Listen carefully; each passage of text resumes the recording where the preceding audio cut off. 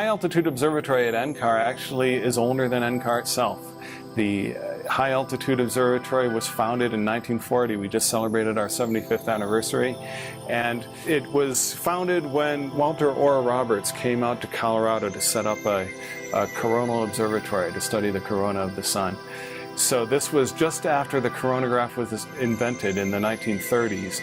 So it was the first time that you could ever see the corona of the sun that was not during an eclipse. So we had the first coronagraph in the United States. We have a long history also of eclipse expeditions. There was one in 1991 that crossed Hawaii, but this is the first one to cross a portion of the continental U.S. since 1979.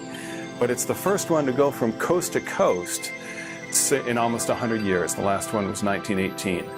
So we're very, very excited about it, and it's estimated that 200 million Americans will be within a day's journey of the eclipse path. I believe it's the greatest opportunity for space science outreach since the Apollo moon landing of 1969. So it's a good idea to go a day or two in advance, at least, if you have some place to stay. And even if you're not, the whole continental U.S., everybody who lives from Maine to California, from Florida to Washington, will see at least a partial eclipse. So you'll see at least half of the sun covered up by the moon.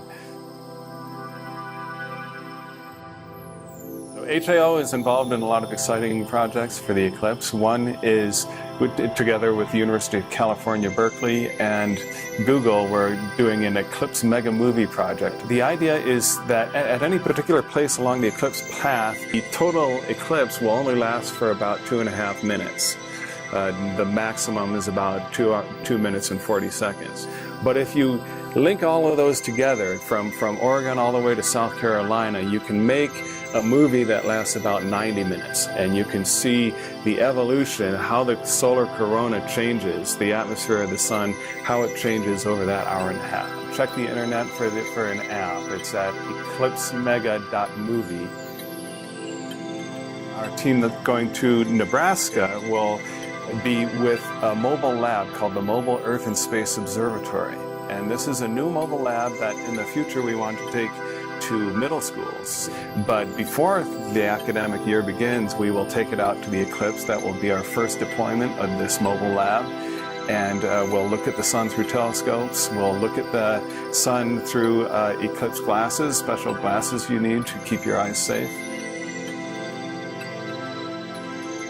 So you will need eclipse glasses like this to look at the sun. It starts with what's called first contact, when the first bit of the moon just starts covering up the disk of the sun.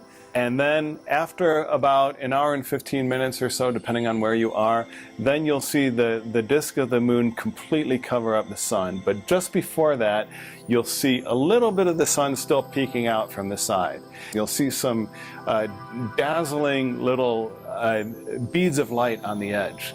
They're called Bailey's beads, and what that is the sun shining through valleys on the moon's surface. As the moon continues to cover up the sun, there will be one bright spot left, and that's called the diamond ring. And right as the diamond ring disappears, then you start to see the corona.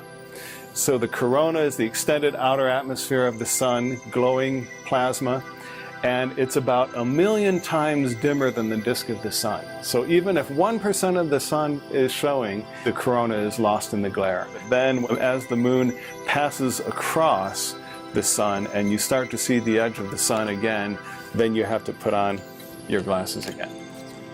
You will certainly want to keep most of your attention on the spectacle in the sky, but don't forget to be a scientist. You can look around you, you can see the shadow of the moon. Often you can see the edge of the shadow on the horizon. And you can sense the temperature dropping slightly as the moon's shadow passes over you. And you can listen for the reactions of the birds and the animals. So if you can, we encourage you to make it to the eclipse path, to contribute to the Megamovie project, to take a movie of the eclipse.